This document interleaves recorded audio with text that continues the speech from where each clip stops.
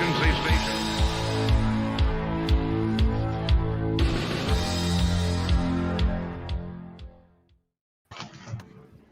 Hi, welcome to the GARF Network. I'm Eric. And I'm Matt.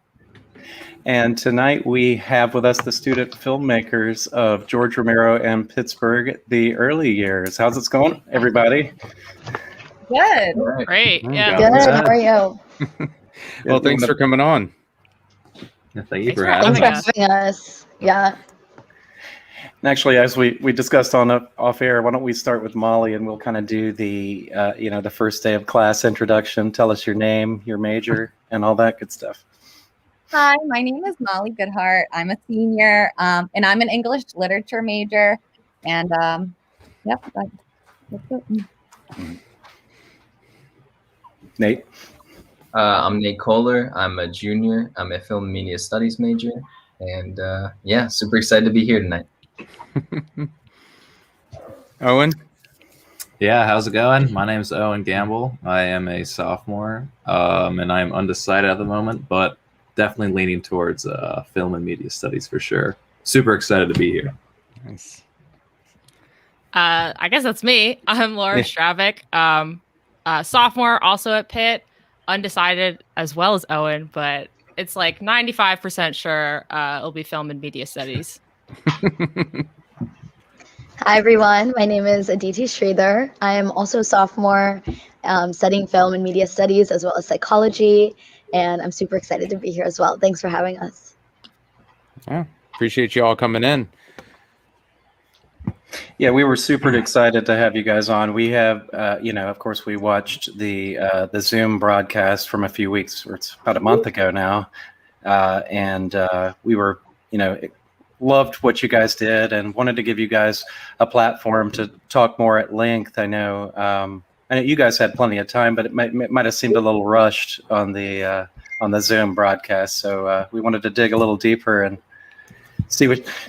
talk about your experiences making the documentary and maybe what you guys had planned for the future as well. So just with that in mind, I want to kind of throw this out to the group. You just talk about how this project unfolded. I mean, you guys obviously you registered. What class did you register for to get into this project? So the class last spring was called Making the Documentary. And every year that they have this class, they do pick a topic for it. And so it was technically Making the Documentary, George Romero and Pittsburgh. For me personally, though, I did not see the George Romero and Pittsburgh part of that title. I just saw the Making the Documentary and just signed up and had a nice surprise first day of class when we were told we were going to start researching George Romero. Yeah, I think the class was called Making a Documentary, George Romero and Pittsburgh. And like Laura said, each semester, sorry, dog, different, and it's a different topic. And I chose this class specifically because it was George Romero. And in 2019, so just a few months before, Pitt had acquired the George A. Romero archives. And since I'm going to graduate soon, I was like, this is my only chance for me to take advantage of Pitt's horror archives and dig into George Romero. And I'm so happy I did. I've taken some other film classes, but this is the only one where it was like hands-on, actually creating film. How about you, Nate? Did you know it was George Romero related class? Yeah, I knew of George Romero before. In comparison to Molly, I did not know George Romero. I'll just say that at the least. Yeah, I think it was interesting. I was always interested in documentary. I was always interested in independent filmmaking. I loved Pittsburgh my entire life, have family from the area. But yeah, this class was it was something else. It was something different entirely from the get-go. Our mentor / professor, Carl Kurlander, you could just tell it was going to be different. Different than any film production class that even was hands-on before. I didn't know what I was getting into. The first class was exciting, and I'm so happy that we all stuck around. We are all stayed committed, and look where we are now. And with everyone's support, I can't wait to continue. And Owen, how about you? How'd you get involved? Yeah, no, mine. My story is actually pretty crazy. George Romero at all. I kind of signed up for this class, and I was like, yeah, I mean, it's fulfills 2 of my credits, so why not? I love film, and we'll find out about George Romero, and that's exactly what happened. I mean, I'm sure we'll get into it later, but yeah, it's just something I never expected to fall so deeply into George's story and where he came from and where he's gone. It's just been a ride I've never expected, and we're still on this ride, and I'm looking forward to the rest of it, and we'll get into it later. But yeah, it's been a very crazy story for sure, and I'm glad I've gotten to be a part of it. Yeah, I feel like we should also say that while Owen and I are sophomores now, we were freshmen when we took the class. It was my first film class that I had taken. I was like, I'm going to take this, dip my toes into the water, see what film is like, see if I want to major in it. And ended up being like thrown into a full-on production, I think was our experience. So it was definitely very different. Yeah. No, definitely. Just going off of that, just the freshman aspect, being thrown right into college, and then you're like, oh wow, we're actually going to be interviewing the people that we did, like Suzanne Romero, Tony Buba, Tom Dubinsky, Gary Striner. Just being in front of these people and being behind the camera was something that's like, oh my gosh, I'm 17, 18 years old and I'm being able to do this. Like, wow, I was not expecting this. So that was definitely a shock. I completely agree with Owen. Interviewing all these incredible, like inspirational artists was, especially around Pittsburgh, was just such a privilege and such a wonderful thing.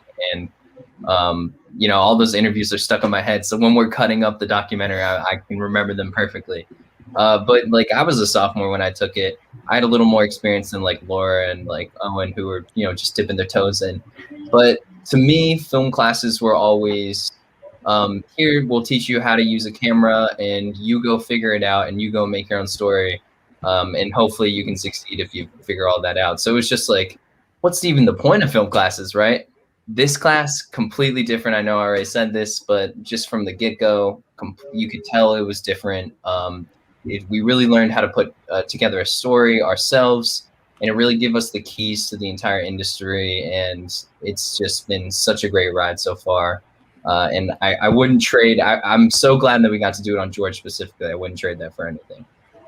Mm-hmm. Yeah, as a lifelong George Romero fan, a lot of the times when we were doing these interviews, I was lucky I got to be the interviewer and ask all the questions. And a lot of them felt like we were having a one-on-one conversation and getting to ask George Romero's peers and coworkers these in-depth questions. It was just like, it felt like, honestly, like an out-of-body experience. Like, it was genuinely a dream come true. And I never thought in a thousand years, like, oh, I'd get to meet Tom Dubinsky, who did sound on Creepshow, like, and Suzanne Romero and stuff. It was so cool. Now, Aditi, talk about your angle on this, because you didn't work on the documentary. What was your role in all of this? Sure. So my sophomore year, this past year in December, I had Carl for a screenwriting class, and we were just talking about random things about the winter and spring opportunities, and he said, I have this project that I think you'd be great for.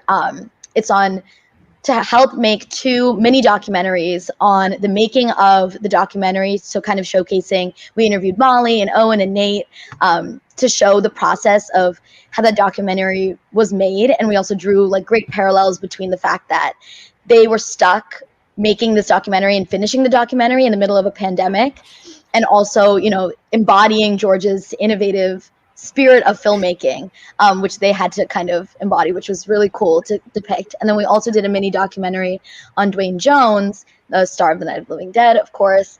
And we got to delve in and explore his life and legacy by interviewing his sister Marva and, filmmakers like Russ Striner, Rusty Cundiff, which was really amazing. And I didn't know anything about George Romero, and even just working on those 2 docs, talking to Nate and Owen, working with them, I got to learn and love so much more about not only George, but Dwayne as well. Mm-hmm. So let me ask all of you this. You're sitting in class, you find out you're making a documentary on George Romero, and you're like, who? And then you find out one of your classmates is a lifelong fan. Did that kind of make it easier? And did you guys kind of like engulf her one day and say, tell us about George? Or how did you start to learn about George? I mean, I think we did definitely all defer to Molly as the like resident George Romero and just horror in general expert. But obviously we all had to do our own research. And so what Carl did as our professor was he assigned us all like a movie, one of George's movies, and we all had to watch it and do research on that specific movie. And then from there, we kind of formed groups that all had to research specific sections of his life and sharing information and just learning from each other. So who got assigned what movie?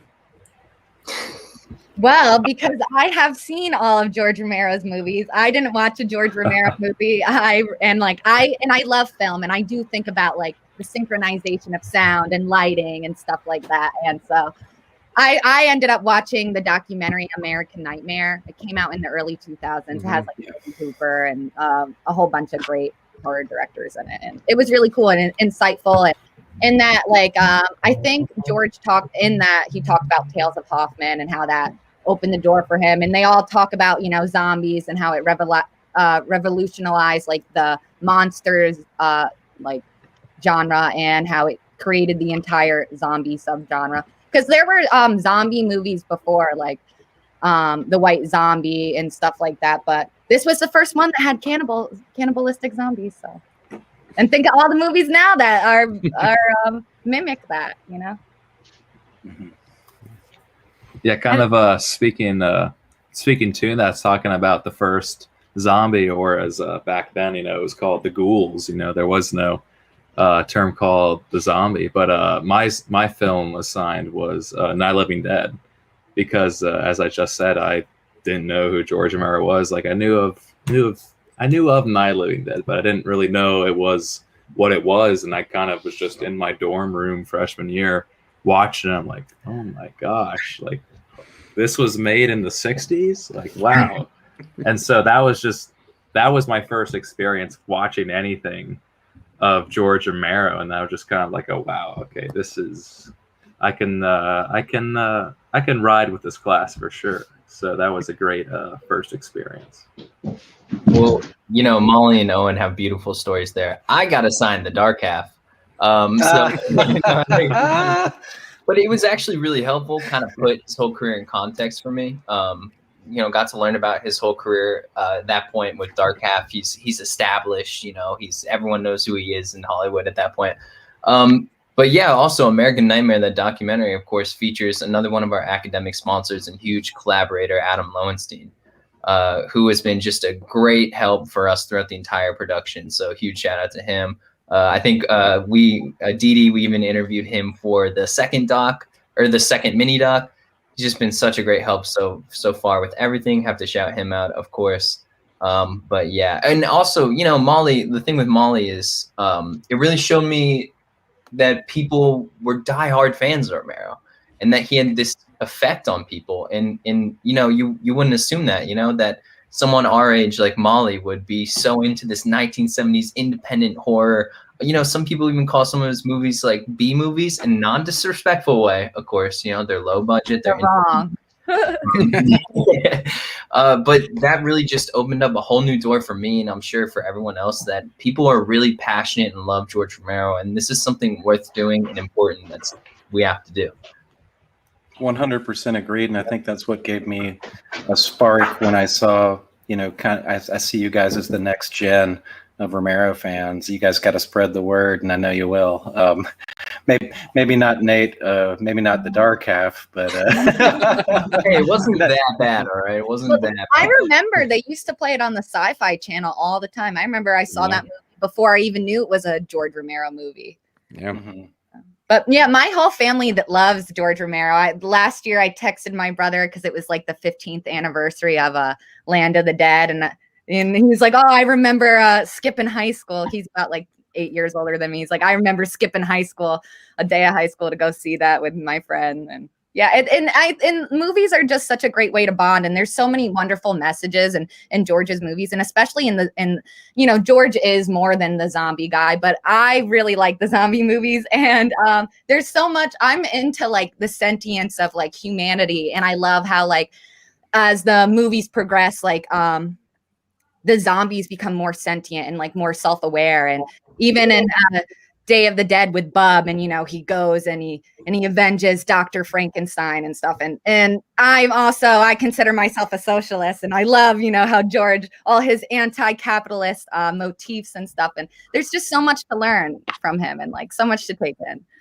Yeah, I feel like it was especially interesting in the context of our class because we weren't just talking about George Romero and his filmography. We were talking about George Romero and his relationship with Pittsburgh.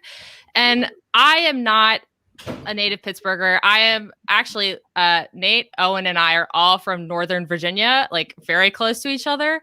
And I had never been to the city before until coming to school. And so taking the class my freshman year and talking about George and how he influenced Pittsburgh and how Pittsburgh influenced all of his movies and how much love he had for the city helped me fall in love with the city. And now Pittsburgh's one of my favorite places.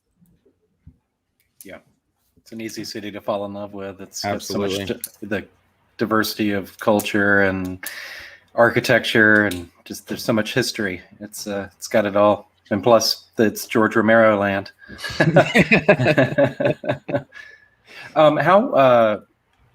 So obviously you guys had, you were never going to air this, or you never intended to air this, so you were given full clearance to use like copyrighted material. Was that ever a concern, or did you guys kind of go with it and include whatever you could?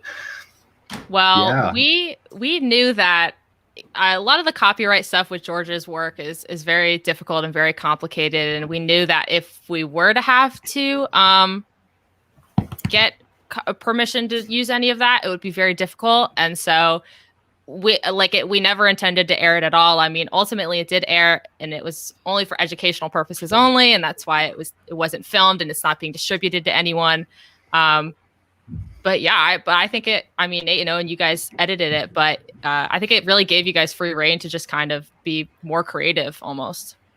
Yeah, exactly. Like, I feel like if we really had to kind of restrict ourselves to what would not be under the copyright issue, we really wouldn't have gotten kind of as involved, I think. And because we could just search up on YouTube, like my all assignments were working on There's Always Vanilla, Season of the Witch, The Crazies. And so, that's some of the films that most people don't really know about. Even George Romero fans are kind of, we'll get to that later, but that's what we're working on right now for the next documentary. But, it was just cool to kind of search that up on YouTube and watch the trailers, kind of download that stuff and use that for our edits. And just any interviews we could find, we would just kind of use, because that's all we could find. And if we didn't really have that ability to like pull whatever we wanted, I feel like that wouldn't have happened, which I'm really thankful for in the long run. I completely agree with Owen. It would have made it a lot less fulfilling. We would have been a lot less involved for sure. I would say the biggest thing though is we wouldn't have learned as much. We wouldn't have been able to get as far. I think that I know, like Owen, for example, I'm sure we'll touch on this later, but something that we always talk about whenever we're on a panel or something is that Owen really didn't know that much about editing before. Owen and I work together now at the student newspaper, the Pitt News, which now you can check out. And Owen's by far the best editor on the team. If we weren't, he can laugh all he wants, but it's true. If we didn't have the ability to use copyrighted images, we wouldn't have learned as much. We wouldn't have progressed as much as filmmakers as much as we did. So I'm glad we had the opportunity in the first place. I'm glad that we had free reign. I'm glad that we were able to tell the story that we want to tell the way that it needs to be told. Did anybody want to follow up on that? Sorry. I can add something. Like, when we included like the interviews of George, I think it I can't think of a good word to describe it, but it brings something to the film, to hear his voice and to see him and, to hear his own input. And another thing about George, it really sucks because unfortunately the copyrights are owned by so many different people. So it's not like, oh, it's as easy as just approaching, one distributor or something like that. We'd have to go to a dozen plus people if we wanted to, actually get the copyrights. And yeah, I'm glad that, as students that we're allowed to use copyrighted material. I was going to say, as a viewer of, I watched it before we started working, before the premiere, and then obviously watched it at the premiere too. I'd say having George be able to speak to the same things that the other interviewees were speaking to made the film a lot more personal. I mean, how can you have a documentary about George Romero and not have him, in his face and his presence and aura that even though it's through a screen, you can still feel. So I think that it was definitely worth it as a viewer. Mm-hmm. You guys mentioned, well, I guess the original scope of the project was supposed to be 1 semester. Talk about, how long did it end up lasting? I mean, obviously it's still going on, but I just mean in the context of that first documentary. So I don't know if we ever actually intended to make a final product in the first place. I think when we started out, it was more so just researching George and learning how to put together a documentary and maybe how to put together a story and how to lay it out and do research. But the way that the class worked was that people could turn in like their own sort of final project. And a few people's final projects just ended up merging together, and we just loved George so much. And throughout the course of the work, we realized we were actually putting together a full documentary that we wanted to tell. And so the class ended in April, and we ended up working on it through like July, I think. And we were lucky enough to do that because our professor had gotten some grant money and was able to pay the small group who continued on working on it after the end of the class. Very cool. Was there, what is the intent for it now? Obviously you can't air it. Is there maybe intent to maybe re-edit it and use it in some other way? Or well, in my fantasies, I'm hoping that we'll produce the second portion. We're doing the Lost Years is what we're working on right now in this semester, and then I'm hoping we'll continue and eventually do a third part. And I'm hoping somehow Shudder will buy it or something, and then they can deal with the copyrights. There you go. I'm really hoping, we really don't know. I mean, we premiered it a few months ago, and that was the only time people had seen it. At the moment, it's not like that documentary is not going anywhere. So yeah. And all the interviews that we conducted, they're in the archive. So even if we don't do anything with it, I hope someone will. I hope someone will make something out of it, and it will be mass produced so everyone can watch it and take it in. And I think George, there's like a resurgence in his popularity, I feel like. So hopefully, I really hope, even if Pitt doesn't do something with it, someone else will. They'll go through Pitt to get the archives or something. Aditi, what about the clips that you did? Did those contain copyrighted material, or are those eligible for rebroadcast? Yeah, it's kind of the same situation where, the only time people saw it was in that premiere, and we can't really go anywhere with that since we did use clips from the movies and from the internet that we found. But that might be a little bit easier to re-edit and distribute. So it would be cool with that too. But, when we were working on the Dwayne Jones one, that was something, there was so much material that we got it was so hard to cut it down from even like 20 minutes down to a 7-minute video. I remember he brought in this like long string out and we were all like, okay, we cannot show a 20-minute video. So we have all of this stuff that we really, really want to talk about still. that we haven't had the opportunity to. So, you know, there is a chance that we will get that chance to kind of expand on it and hopefully get materials and licensing for it. We actually just got an opportunity to do a piece on our making of the Dwayne Jones documentary from the Pitt magazine. So they were saying that they would help us get the licensing rights. So that would be a little bit more personal, where we would interview and share our experiences and what Dwayne means to us in the Pitt community, which we really didn't get to include. Because I think that aspect that he was from Pitt and no one knew is just a crazy fact that people need to know about, and the Pitt community needs to know about and recognize, because he was such a, you know, formative actor. Yeah, I just have to say real quick, one of the very last things that we cut out of the Dwayne Jones documentary, which I think it was a couple nights before it aired. I remember Aditi, Carl, and I were on Zoom watching it over. The very last beat that was cut out of it, we cut so many beats out that we just decided we couldn't do justice in this short of a mini doc. And they deserve so much more time than they got in our short doc. But the very last beat we cut out was actually the beat about the ending in Night of the Living Dead, and what that meant to have Dwayne Jones, a black man, cast in this role, being shot by a white mob, especially a year after Martin Luther King is assassinated, is when Night of the Living Dead releases. Less than that, I don't remember exactly. But I know they were driving the print to talk to a distributor the night. Yeah. So. That's a great story. But that's an example of something that we decided we can't do this justice in the digest of the short documentary. We have to expand on this to even begin to hopefully do it justice. So I'm super excited about these opportunities. I was going to ask Aditi after she finished to bring that up, and I'm so excited.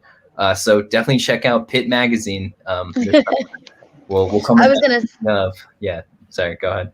No, you're totally fine. I was going to say, to add on to that, you know, cutting that beat out was really, really hard. But the biggest thing when we were keeping in mind for that video was that it was a tribute video. And though we did touch upon the significance of his race when it came to that role, that wasn't what the purpose of the video was. You know, the purpose was to honor him as an actor. And we knew that making it too much about race was going to take away from a lot of what we wanted to talk about. But at the same time, that is something that needs to be talked about, because even the fact that he changed the role as a black man to fit the role, because the role was written, you know, by a white man. So he changed the role for himself, changing lines, and, you know, he built the character alongside Romero.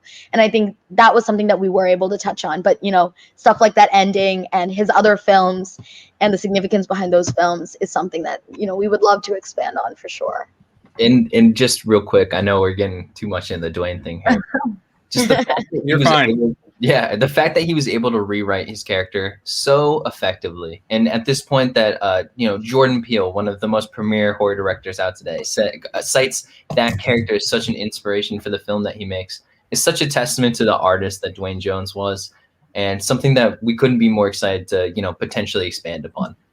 Yeah, and I forget in that in the short Dwayne Jones documentary that you guys made, our tribute.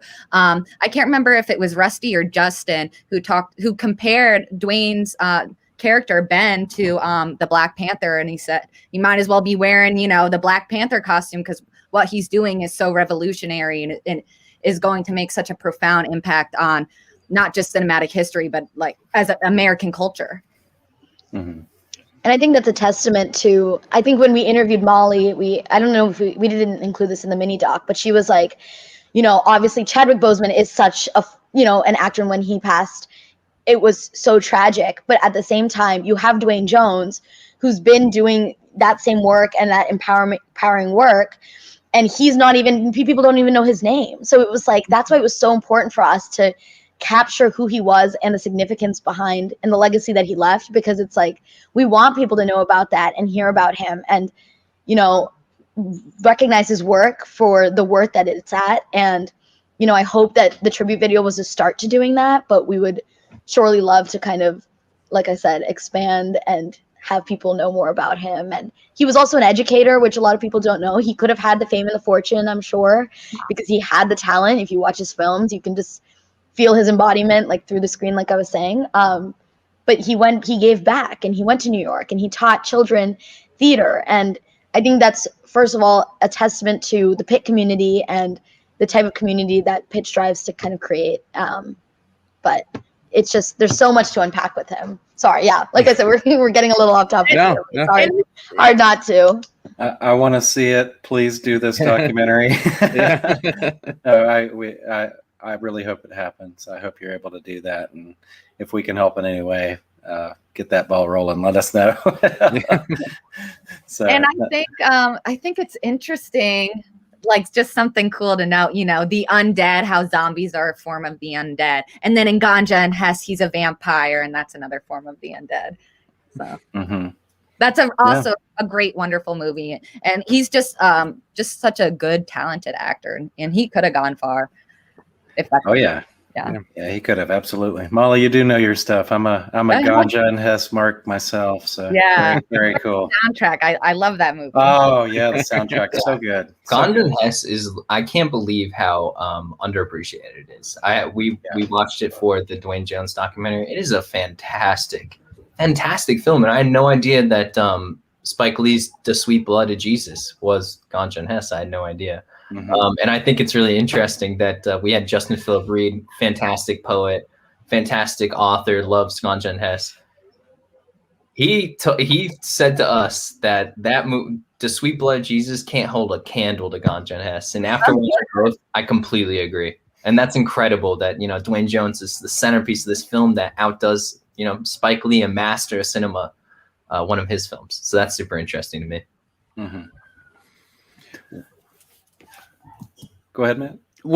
You know, when you start to research, especially about someone you don't know, I mean, obviously you're going to YouTube, you're going to Wikipedia and the internet and everything. Was there a topic about George and Aditi, about Dwayne, you know, hop in, that you had read about, and then as you progressed through the documentary, was it something surprising you learned? A member of the audience asked that, and it was actually kind of in line with a question I wanted to ask. Like, you sit down, you talk about a topic, and then you're pleasantly surprised to learn something additional about that. Yeah. I mean, I'd love to comment on that.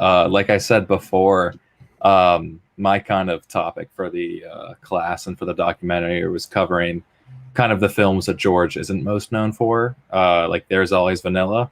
That was a second kind of feature film. It was a romantic comedy right after Night of the Living Dead. So, you know, kind of seeing like George progress towards different genres and kind of different styles, you start to pick up like, oh my gosh, this guy could have just gone to Hollywood and sold out on horror films and kind of that genre and made money or whatever. But, you know, I kept just thinking after hearing about There's Always Vanilla, Season of the Witch, The Crazies, 3 of the films that we're covering in the next documentary we're looking to make on his next several films.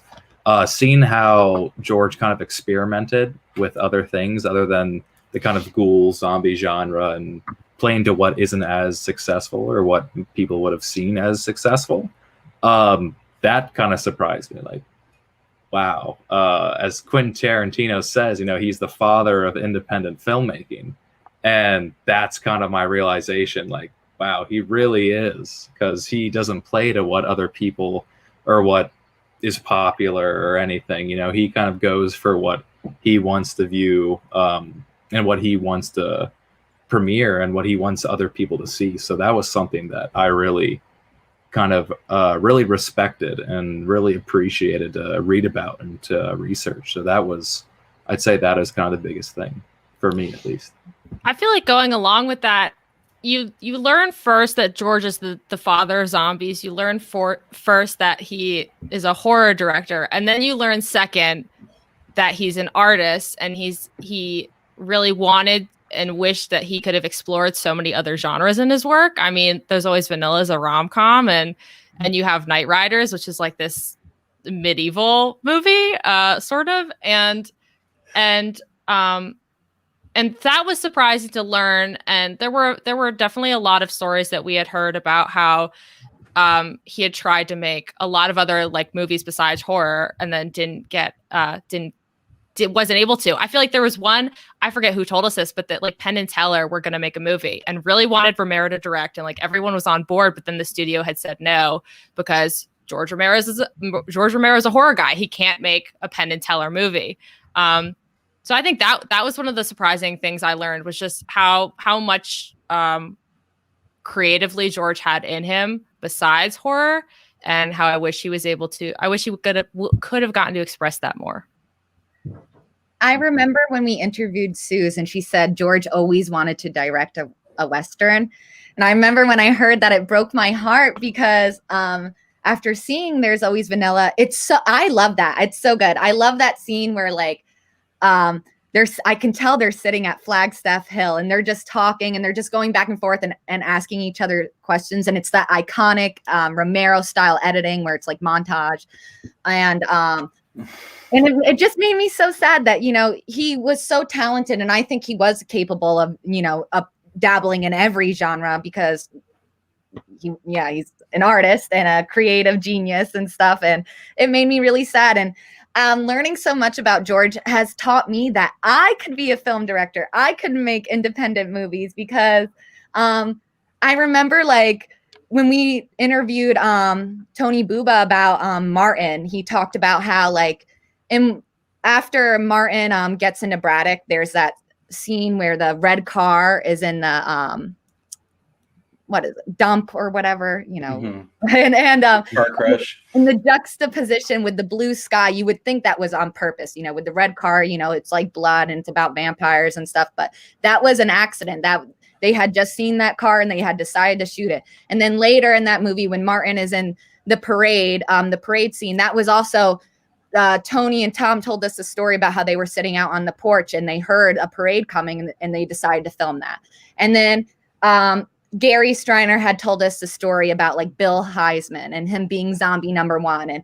And Bill pretty much invented like the iconic zombie walk, you know, really slow and like dragging your feet and stuff. And how everything was kind of like, not everything, but a lot of things were improvised and on his feet. And he was like really easygoing and like willing to compromise and stuff. And it was just super inspirational. And he was so quick on his feet, and it made me feel like I could do this too, you know, and especially with things that were super low budget, like Martin, which was only $25,000, and Night of the Living Dead, which was only $100,000, you know. So it's been super inspirational, and I'm forever indebted in George.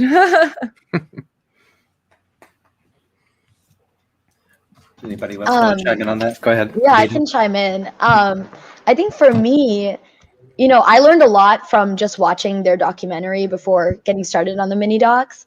And one thing that stuck out that we kind of uncovered while interviewing Marva was how close knit the cast and crew, specifically Dwayne, Richard Ritchie, who they were able to interview right before he unfortunately passed over Zoom. And you know what? They wouldn't have had the chance to do that interview had the pandemic not happened, because you know, they were really only interviewing people in person. But once they interviewed Richie, that's when all of this stuff about Dwayne really was uncovered. And so Marva told us stories about, you know, Dwayne, George, and Richard going to her mother's house and her mother cooking for them, and all of them, Richard like always being there to eat the food, and George enjoying it as well. So I think that sort of camaraderie was really inspirational, and it kind of is a testament to how film and filmmaking can bring people together, which has been awesome because, you know, I haven't met almost any of the people in person that are in this call. And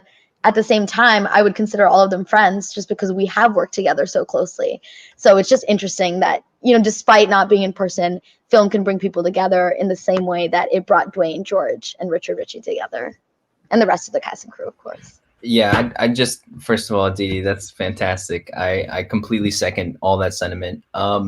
Real quickly, I think we can all agree that, you know, interviewing Richard Ritchie was such a fantastic privilege. That was probably my favorite interview by far. Incredibly interesting. The amount of doors that interview opened for the rest of the documentary and the Dwayne Jones documentary and all these wonderful things. And then finding out later more about him from other people, and, you know, like people kind of seconding and backing up these things that we felt in our heart about him. Like, he's a great person, you know, He has this long history of being a fantastic artist. It's just wonderful. And, you know, hearing news of his passing this summer was heartbreaking for so many of us. So, you know, just like real quick, like best wishes to his family and everything. And we'll never forget him as along with a lot of other Romero fans. And he's going to be a huge part of this moving forward. So hopefully we can do his memory justice. Yeah. Without Richard Ritchie, we wouldn't have, he was the one that had made us aware of the connection between Dwayne Jones and Pitt. I think, and also one of my favorite stories that he told was about how when he first met George, they spent so much time talking about movies. And one of the things they did was they sat in a cafe for 3 days and like did not leave this cafe and just like smoked cigarettes and talked about the way that you would like smoke cigarettes on film and just like talked about films. That was like one of my favorite stories that he had told. Yeah, I remember he talked about how George used to wear a cape around campus. I'm like, oh my God, that's like so theatrical, you know? Didn't he also tell the story of like George and getting in the bar fight? Yeah, getting in a bar fight and getting arrested and like getting that call saying like George got arrested. Can we please tell that whole story real quick? Tell that story. I'm not the best person to tell it. I forget who he was fighting with. I think it was Rudy Ritchie. Yeah, Rudy Ritchie. Uh-oh. Yeah. Now that's a scrap right there. They would go into the bar and act out scenes like of people fighting, like famous scenes of people fighting. And a lot of the time people would think it was real and they would call the cops, and George ended up getting arrested one time because of it. That's awesome. Oh, real quickly, if anyone wants to tell this story too, another time George got arrested actually in Pittsburgh, throwing, I don't remember the whole story in detail, but throwing the dummy off the roof on fire. I thought that was in New York. That was in Brooklyn. Oh, Yeah. Brooklyn. Okay. Well, that's another time our great hero got arrested for something a little out there. It's like the man from Meteor. I want to say that's what that was called. Do you have a question, Matt? No. Okay. I was just remembering him tell that story. I've heard him say it, tell that story a few times. It just made me think about it. Okay. So you guys, the project started out. You got your movie assignment, and then what? Where did it go from there? Did it go directly into the interview process, or how did everything arrange itself? Yeah. You can go I on. can speak to that a little bit real quickly. Speaking of just kind of getting into the process and everything, our first interview that we recorded was of Adam Hart, I believe. And it was just kind of, he came into class and Molly was the interviewer, I remember. Isn't that right, Molly? You were the interviewer. Yeah. I had no experience with film. I was working lighting and I was like, oh my God, what am I doing right here? And that was just kind of, we got thrown into it the first or second class. And just learning as we went, kind of, I feel like that was very influential because we were learning about George, who would learn as he went. He'd pick up on stuff as he would progress towards other movies and films and everything. And so it was really cool to learn about him and at the same time learn things that he was learning at the time back then. So we would all often make comparisons, like us being kind of this, not independent, but, you know, we were coming together to make this film and learning all these things that we hadn't known. And, you know, we made that connection to George like instantly. And that's something special. And just really quickly, I really want to shout out some people that helped us make that kind of realization of filmmaking.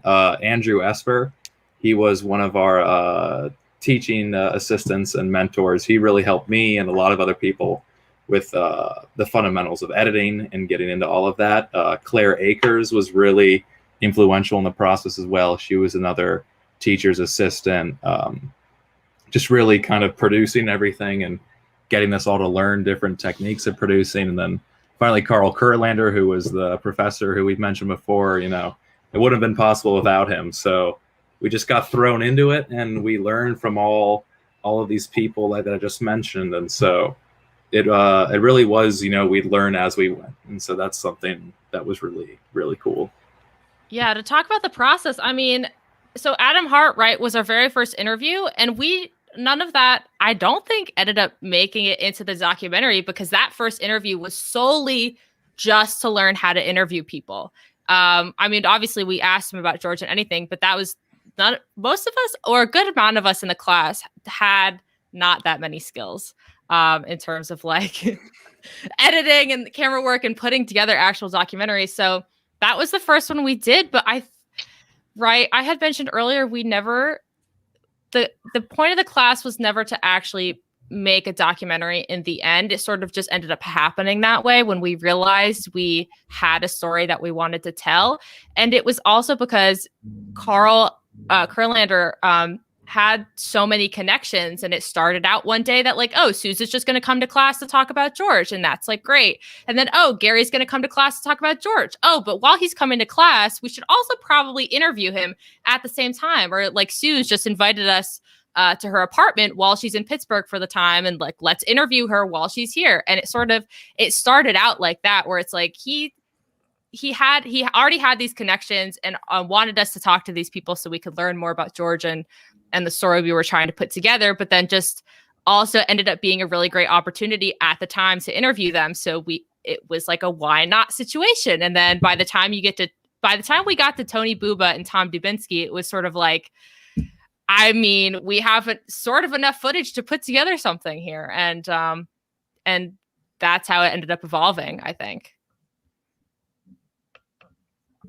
Yeah, I remember our first real interview that we used in the documentary that we did in class was Suzanne Romero. And yeah, we filmed it in her house, and it was just so cool going over there to her apartment. And her furniture is really nice. She has really good taste in home decor, and it was so cool. And she has George's vest framed in his glasses. Oh my! I took so many pictures of that because it was just so cool. And yeah, and it was so cool learning about like how to set up lighting and deciding how far someone should wear, and like how far someone should sit, and like what clothes they should wear, and where in the house they should sit, and stuff like that, and sound and everything.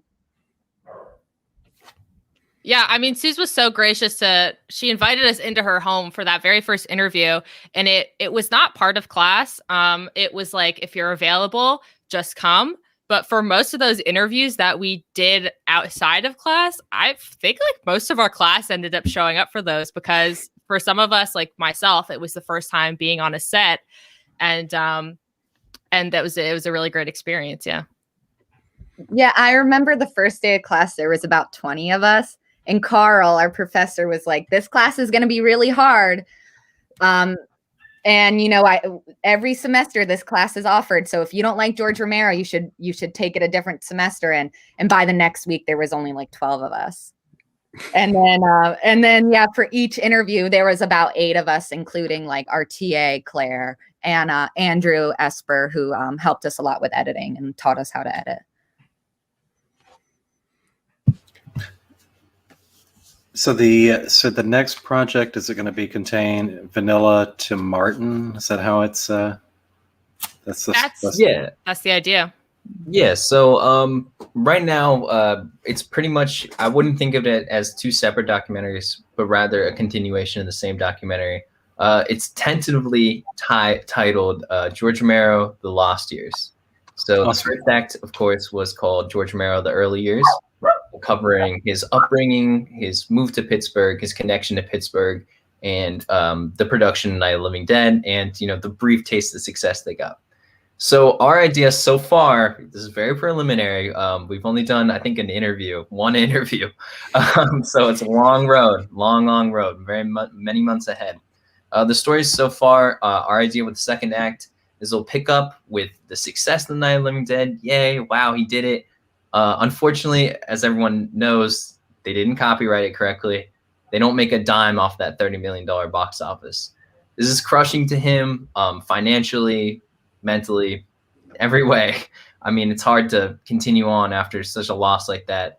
But, Romero's one of those special people who keeps their head down, keeps moving ahead, takes a huge left turn with something that he hasn't been successful with before after the huge success of Night of the Living Dead with Vanilla. And then we're going to cover Vanilla, Season the Witch, Crazies, which were all pretty financial disasters, even though Season Crazies are considered fantastic films. And then we're going to move into what he had to do for money, sports documentaries, that sort of thing. We'll also touch on The Amusement Park, one of his lost films, which is fantastic, by the way. And then we'll finish out the act with Martin and the confidence that he regained from making such a small skeleton crew film, such a triumph that's still relevant today. And even though it wasn't necessarily financially successful, it was very critically successful, and it gave him this renewed confidence to try to pull himself up by the bootstraps and raise the money to make Dawn, which hopefully, if there's a third act, if we ever get to that, that's how the third act will begin, with this giant success. Now that you guys have a full documentary under you, and you're going into, like you said, what a lot of folks call the lost years, a series of films that don't get a lot of watch or discussion in the horror community, what issues or what obstacles are you already identifying, and are you guys working towards overcoming them with such a set of topics that's kind of scarce with a lot of information? Well, I think you just gave the example of what we're finding right now. The problem is there is a scarcity of information, and there's just not as many people around now to give their experiences, like working on those films or being around at the time, and like because they were smaller films, right? So that's one of the things I think we're working with right now. Carl has been telling us to like watch these movies and pay close attention to the credits and just start Googling people. And unfortunately, a lot of these people have passed. But Richard France is still alive. He's in the Crazies, and There's Always Vanilla. I don't know his character's name, but in the Crazies, he wears the eye patch, and he's like a science guy. And he's still around. I'm hoping that we can somehow find him, track him down, and interview him. It would be really good to interview someone who was actually there. We interviewed Tony Williams, and he's like a scholar. And so it's really great to have like his analytical viewpoint. But like I said, it would be really great to have someone who was actually there. We're hoping to interview Mike Dornick. And we have a list. We have a list that we've started of just people who we do know are still around and who might be open. And we're just trying all of our contacts right now. But right, it's difficult, and it was a tumultuous time of sorts. And there's there were a lot of different things that happened during that time. Like so like getting people to talk about what was actually going on during these movies and how they didn't in the end do so well. But yeah. Yeah, it was also it was pretty lucky for us because, as Laura was mentioning before, we weren't really focusing on making a whole documentary when the class was kind of going on at the time. So we kind of got information on George's career from start to finish. So if anyone was there at that premiere, that February 4th, I believe, of the documentary that we made, there's so much more that we have at our disposal, even at the moment. Granted, we still need a lot of other interviews and B-roll and footage down the line, of course. But, we talked to Richard Ritchie. He was in There's Always Vanilla. He was an actor in that. He was one of kind of the commercial producers who was a little raunchy. And we talked to Russ Schreiner, Russ was actually he was in There's Always Vanilla as well. He was the commercial director.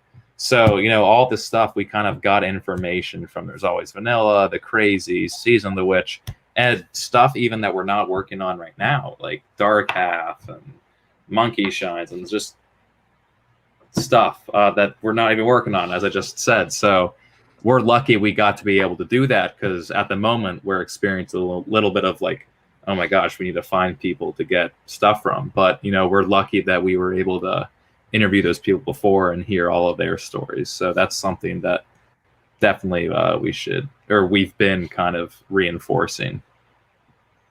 Right. And we're lucky that that we were able to make a connection right with the George A. Romero Foundation in the first class. I mean, Suze, like we said, was the first person we interviewed. So the foundation's been really great helping us out, and they are continuing to help us out, just connecting us with people and whatever.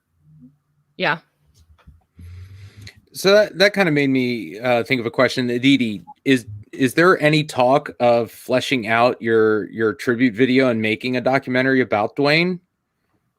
Yeah, so we actually, our Pitt Honors College offers these grants to work on, your own projects through like a fellowship opportunity. So last minute, as we always do, at 12 o'clock in the morning, we're like putting together a quick application because we didn't know about it. And Adam Lowenstein, who's helped us so much throughout this process, emailed us and said, I think you should apply for this.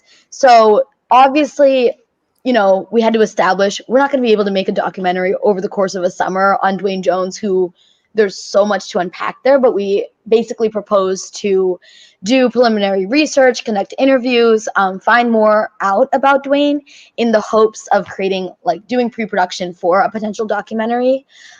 We haven't gotten it yet. We haven't received it yet. I believe we have interviews in this coming week but if we were granted that opportunity, we would kind of be able to further the documentary, do a lot of research this summer, and then hopefully eventually, make something happen. Maybe that should be the next class, making the documentary Dwayne Jones. Maybe that's what needs to happen. I actually do know what the next making the documentary class is, and unfortunately it's not Dwayne Jones. Right. I mean, it's August Wilson next, but maybe in the spring or like after we do some, I don't know, some more research, there'll be enough for Dwayne. Now, the Lost Years documentary will that be rolled out for a one-time premiere on Zoom like you did the last time? It's likely at this point. It's likely that that's what will happen again, at least first, right? So like we still have everything. Who knows what the future may hold? But that's the plan right now, I think.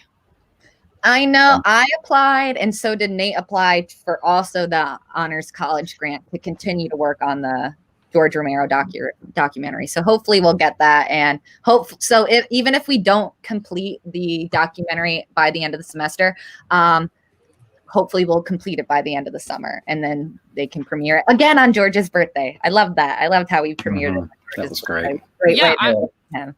Yeah, that's sorry. Go ahead, Laura. I was just gonna say that's the plan. I mean, right, Molly and Nate applied for those two grants. There were some other grants that we tried to apply for the Lost Years documentary.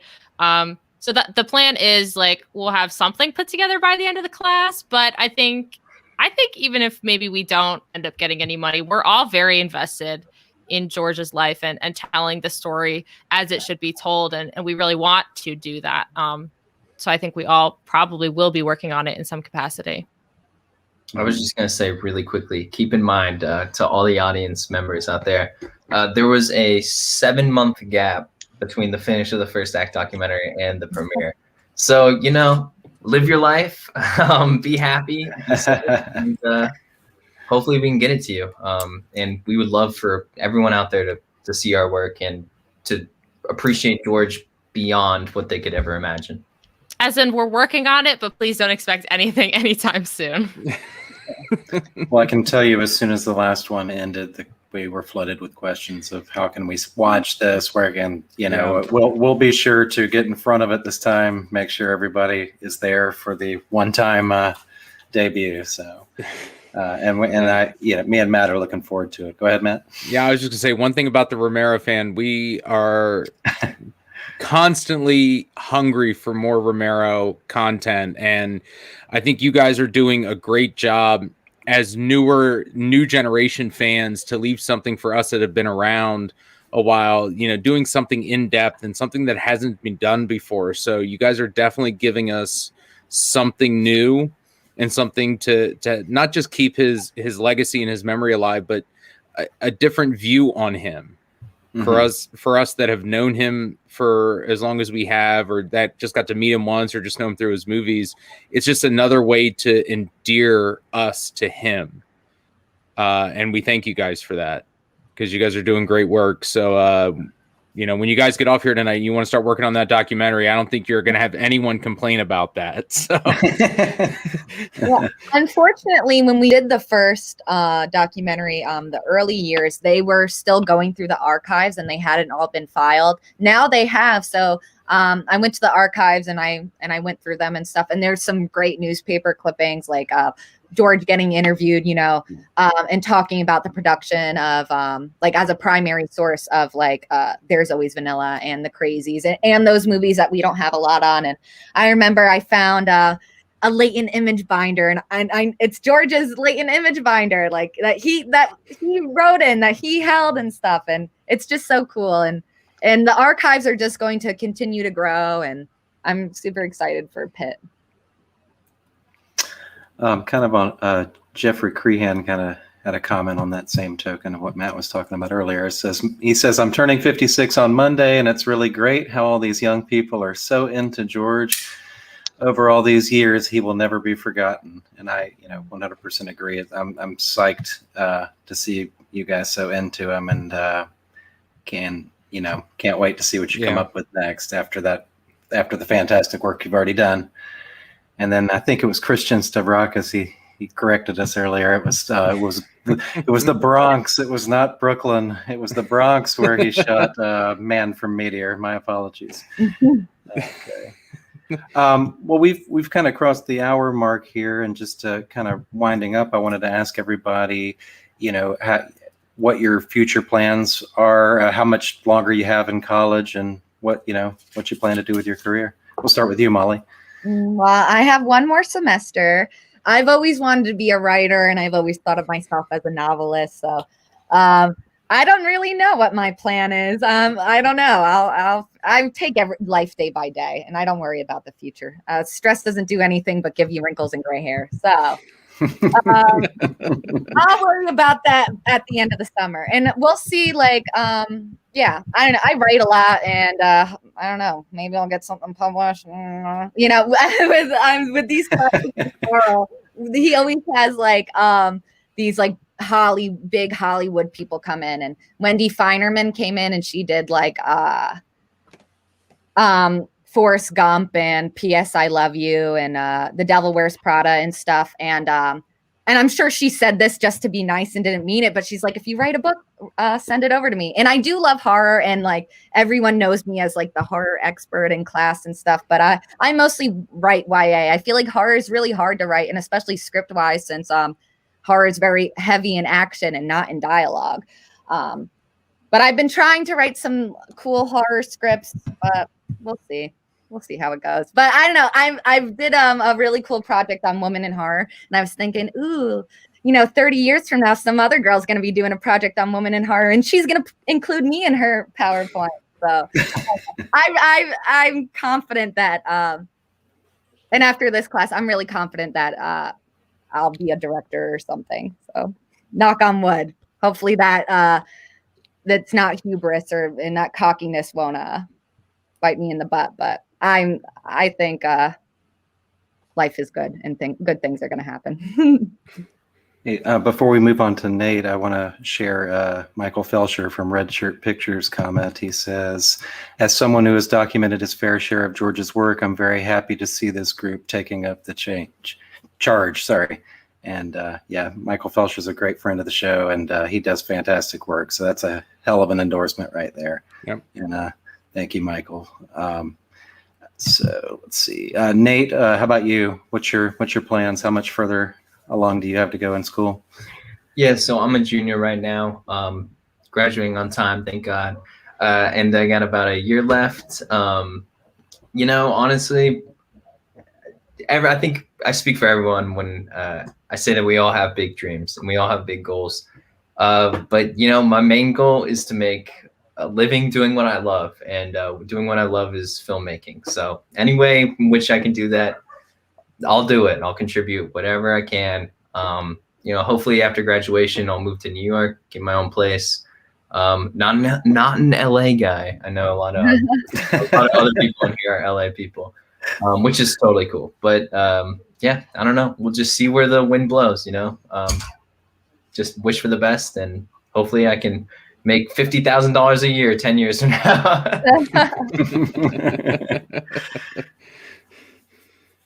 Owen, how about you? Yeah, no, I am a sophomore at Pittsburgh, as everyone else here is at Pittsburgh as well. But yeah, I got 2 years left. Coming into college, I was like, I got 4 years, I'm fine. Now it's down to 2. So same mindset, less time. Kind of scary, but I'm definitely leaning towards doing something in film, and I really have a lot of that to be thankful for definitely from George, because George was my first kind of experience with film, studying it and working alongside it and everything. So just that class a year ago, it's crazy to think it was a year ago, but yeah, that got me started with film, and definitely in any form, like Nate said, I want to get paid doing what I love. So I'm definitely looking forward to the future and whatever comes with it. So very optimistic. What about you, Laura? Yeah. I also have 2 years left, at least, being a sophomore. I mean, I'm working on I think we're all working on like lots of projects right now, and I'm very excited to take more film classes, because so far the only film classes I've taken are actually with Carl. I haven't taken any other like professor's film classes yet. So looking forward to doing that and just learning a lot more, because I still feel like I don't know what I'm doing at all, even though like second documentary in, we're in the trenches. But I've been producing these documentaries, and I've really enjoyed that, and that's what I'm aiming for right now, is to produce anything. And so hopefully that's where I'll go. And I don't know if I'll end up in LA or New York. I don't really want to, but we'll see. Yeah. Yeah, and then, I mean, I totally agree with everyone was saying about making work something that you love, and I think filmmaking is something that I love in all aspects. I kind of want to go into the scripted side, screenwriting, producing, development, all that kind of pre-production creative process. But at the same time, I feel like being on a set would just be so fun. I'm someone who craves high stress environments, so I know that me running around going crazy is something that I would like, which I don't think not a lot of people who aren't in the film industry would say the same.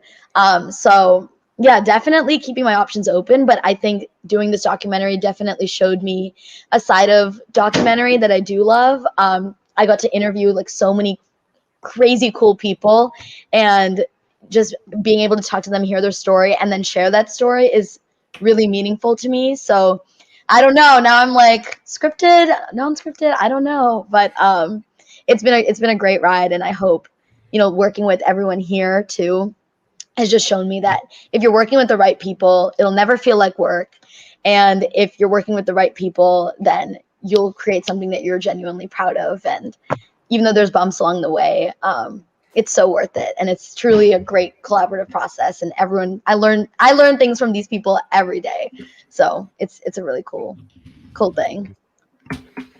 Yeah, that makes me bring back a memory I had of George. We were somewhere in New England. He was doing a Q&A before one of his films, and a young gentleman stood up and he said, Mr. Romero, what advice would you give someone that wants to get into the movie business? And I will quote George directly because it stuck with me. He responded very briefly, just make the fucking movie. So get out there and just do it. That was one of the best advices, and just the way George delivered it, I that always resonated with me. So, whatever it is you guys decide you want to do, just go and do it. Even if it's not what what you intended it to be, at least you did it. And I think that's the right path. And he was very quick and honest with the young gentleman about it, and just told him, follow your passion, do what you want. Do something you've never done before, because you never know what's going to end up. And that always resonated with me. And I'm glad something like that came from George. So hopefully you can make everything you want happen. And we can't, I speak for myself and Matt when I say we can't wait to see you guys make another effing movie. So keep in touch and keep in touch and seriously, we'll promote the hell out of it, and because we can't wait to see it ourselves. We really appreciate that for sure. Yeah. That's great to hear. Yeah. And heck, whenever you after that event, we'll have you on for another round and see what you guys have. I don't know. Maybe you'll be next time.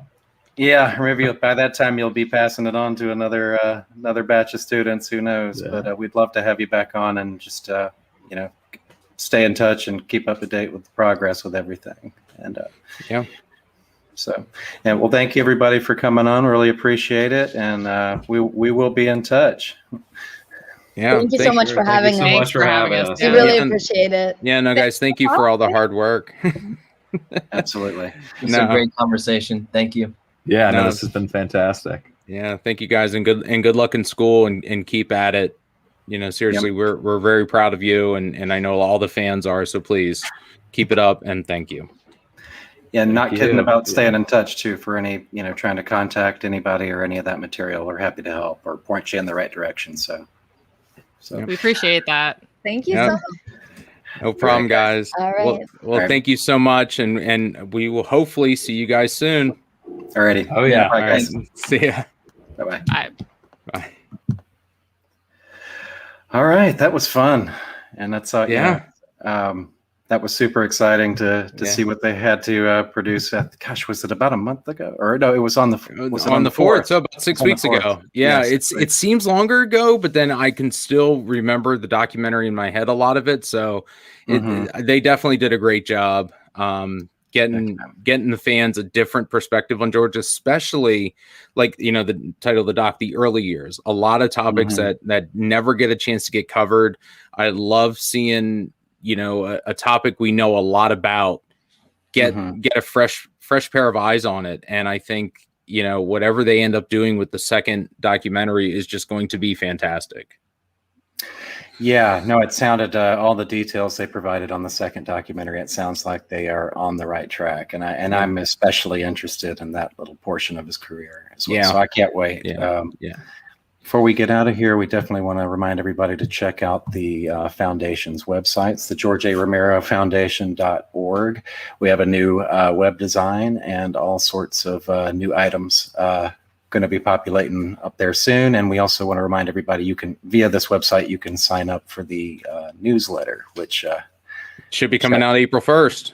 New quarter, new newsletter. So, get in on it. There's going to be a lot of news. I mean, obviously with the amusement park announcement in the first quarter, hopefully there's going to be some more insight in there. So please sign up for the newsletter and get the news first. And don't forget, we do also have our patreon.com/thegarfofficial. We just did an interview that we're going to get up there soon for our patrons. Thank you guys so much for helping us help keep the lights on and provide programming and everything George Romero related and independent film. We really do appreciate all the support that you guys have. Truly, thank you very much. Until next week, we'll be interviewing next Saturday evening. We'll be interviewing Ben Scrivens, the president of Fright Rags. Until next week, I am Eric. And I'm Matt. And we'll see you next time on the Garf Network.